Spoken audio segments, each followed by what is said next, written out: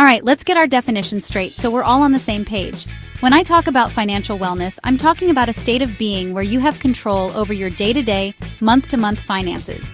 It means you have the capacity to absorb a financial shock, like a job loss or a medical emergency. You are on track to meet your financial goals, like buying a home or retiring comfortably. And importantly, you have the financial freedom to make choices that allow you to enjoy life.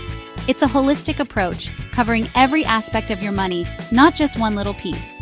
It's about peace, security, and freedom. Now let's talk about credit repair. Credit repair is the process of trying to fix a bad credit report. This might involve disputing errors on your report with the credit bureaus or trying to negotiate with creditors to remove negative items. The main goal of credit repair is usually to improve your credit score. A higher credit score can make it easier to get loans or get them with better interest rates. Many people chase this because they think a good score is the key to financial success. They believe it's the gateway to getting more stuff, often more debt. The difference between these two is like night and day, folks. Financial wellness is about building a strong, healthy financial life from the ground up. It's proactive. It's about making smart decisions with your money before you get into trouble.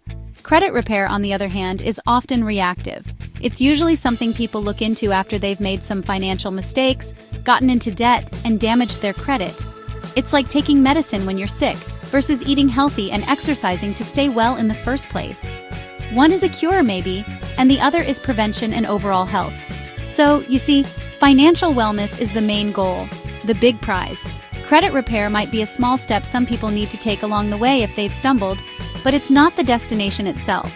Focusing only on credit repair is like focusing only on your blood pressure number while ignoring your diet, exercise, and overall lifestyle. You might manage one symptom, but you're not addressing the underlying health. We want you to be financially healthy, not just have a good-looking credit score while still being broke or stressed about money. That's the critical distinction.